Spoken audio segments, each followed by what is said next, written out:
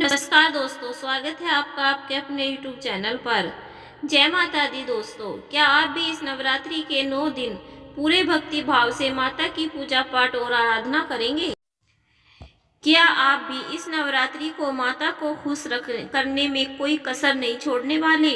और क्या आप भी ये चाहते हैं कि देवी माता आपकी सभी मनोकामना को पूरा करे और आपके सभी संकटों को दूर कर दे? तो भूल से भी नवरात्रि में इन कामों को बिल्कुल मत करिएगा, वरना ये मत भूलिए कि नवरात्रि में न केवल देवी माता के ममतामयी रूपों की पूजा होती है, बल्कि उनके रौद्र रूप की भी पूजा की जाती है।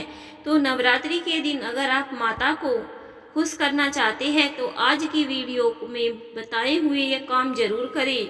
वीडियो को पूरा देखें और चैनल को सब्सक्राइब कर दें और वीडियो को लाइक भी कर दें। अगर आप नवरात्रि में ये काम करते हैं तो माता रानी आप पर खुश हो जाएगी और पूरे साल आपके घर में इतना धन आएगा कि आपसे संभाला नहीं जाएगा।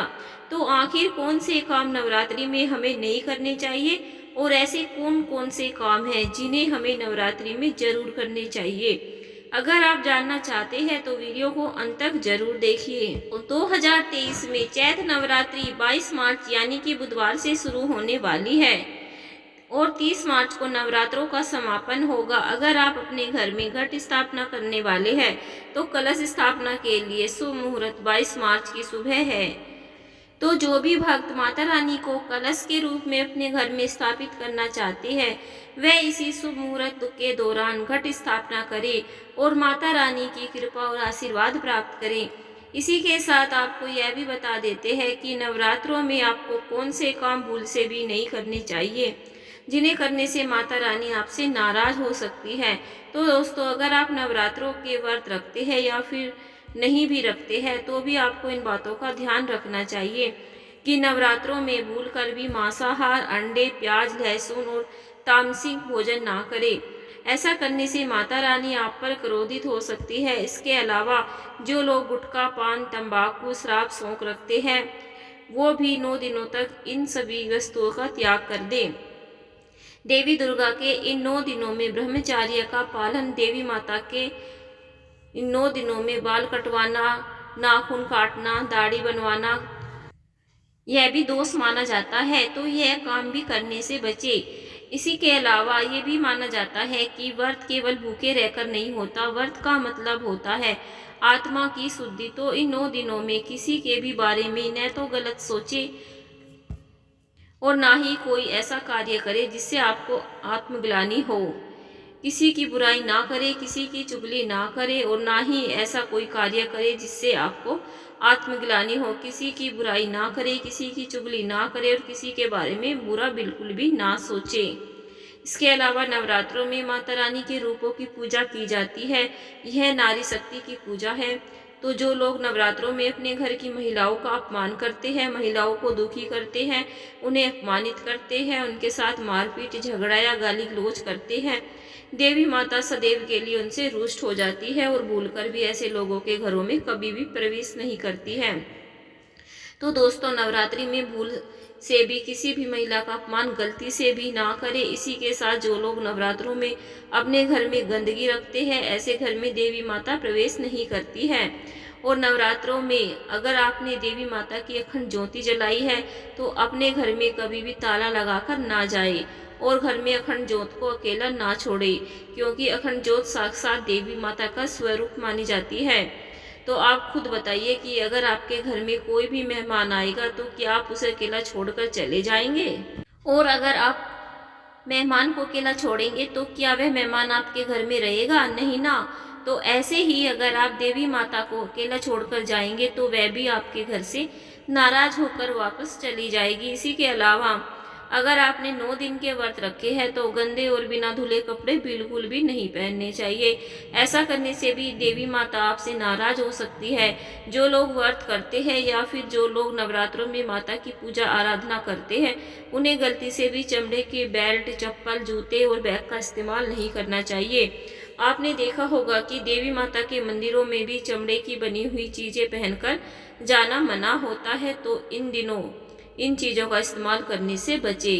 इसके अलावा 9 दिनों तक अगर आपने व्रत रखा है और जोत जलाई है तो गलती से भी नींबू नहीं काटना चाहिए। बहुत कम लोग जानते हैं कि वैदिक काल में नींबू को बलि का जरिया बनाया जाता था।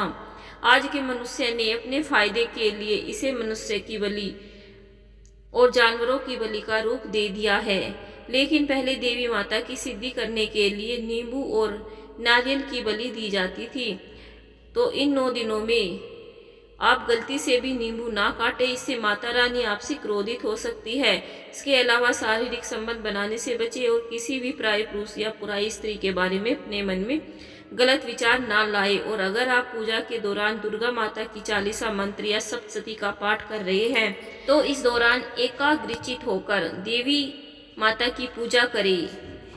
अगर आप पूजा के दौरान बीच में बोलते हैं या फिर कोई आपसे बात करते हैं या फिर इस दौरान पूजा के बीच से उठते हैं तो आपकी पूजा नकारात्मक शक्तियों के पास चली जाती है और आपको इसका फल नहीं मिलता। तो भूल से भी ऐसी गलतियां करने से बचें। इसके अलावा अब आपको यह भी बताते हैं कि नवरात्रि में आपको कौन से काम जरूर करने चाहिए। तो दोस्तों, नवरात्रि शुरू होने से पहले अपने घर की साफ सफाई जरूर करें, क्योंकि जिस घर में साफ सफाई रहती है देवी देवता उस घर में प्रवेश जरूर करते हैं। तो नवरात्रि शुरू होने से पहले ही अपने घर और मंदिर को अच्छे से साफ और स्वच्छ कीजिए। जिस दिन नवरात्रि शुरू हो रही है तो नवरात्रि के 9 दिनों तक आप रोजाना ब्रह्म मुहूर्त में उठे और नहा धोकर पूजा पाठ जरूर करें। सबसे पहले आप अपने पूजा के स्थान की साफ सफाई करें, उसके बाद अपने मंदिर सहित पूरे घर को गंगा जल से शुद्ध करें। उसके बाद ही विधि विधान के साथ पूजा शुरू करें। जो भी भक्त देवी माता की पूर्ण रूप से कृपा पाना चाहते हैं वह 9 दिन तक अपने घर में अखंड ज्योत जरूर जलाए। आप चाहे तो शुद्ध घी का इस्तेमाल कर सकते हैं, लेकिन अगर आप सक्षम नहीं है तो आप मीठे तेल या तिल के तेल का भी इस्तेमाल अखंड ज्योत के लिए कर सकते हैं। और अगर आप अखंड ज्योत जला रहे हैं तो अपने घर में दुर्गा चालीसा और दुर्गा सप्तशती का पाठ जरूर करें। ऐसा करने से माता रानी आप पर प्रसन्न होकर धन धान्य सुख समृद्धि का वरदान देती है। तो अगर हो सके तो आप देवी सप्तशती और भगवान भागवत पुराण का पाठ भी जरूर करें। इसके अलावा माता रानी को लाल रंग बहुत ही ज्यादा पसंद है। आप घट स्थापना करते समय माता रानी को लाल रंग की चुनरी पहनाए, लाल रंग की चूड़ियां अर्पित करें। और 9 दिनों में 9 देवियों की पूजा की जाती है, तो आप उन्हीं के अनुरूप ही अलग अलग रंग की पोशाक और अलग अलग उनके मनपसंद भोग प्रसाद बनाकर पूजा जरूर करें। दोस्तों, देवी माता को लाल रंग के फूल बहुत ही प्रिय है, तो पूजा के दौरान कोशिश करें कि लाल रंग का गुड़हल, लाल रंग के कनेर या फिर लाल रंग के कमल के फूल देवी माता को अर्पित जरूर करें। अगर आप ऐसा करते हैं तो देवी माता यकीनन आपसे खुश होकर आपको आशीर्वाद जरूर देगी। इसके साथ व्रत और पूजा करने वाले भक्तों को 9 दिनों तक सुई का इस्तेमाल बिल्कुल भी नहीं करना चाहिए। 9 दिनों में महिलाओं को बाल धोकर ही माता रानी की पूजा और आराधना करनी चाहिए।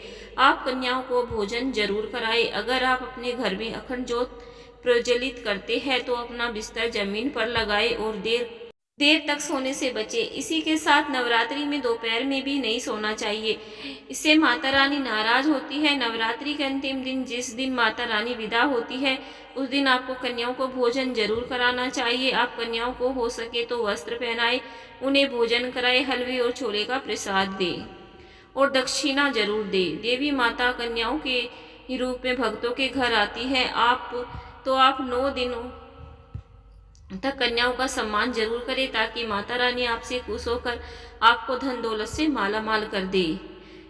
तो दोस्तों, ऐसे तो हर दिन देवी माता का है और आप माता रानी की पूजा किसी भी दिन कर सकते हैं, लेकिन नवरात्रि के 9 दिन पूजा करने के लिए बेहद ही खास बताए गए हैं।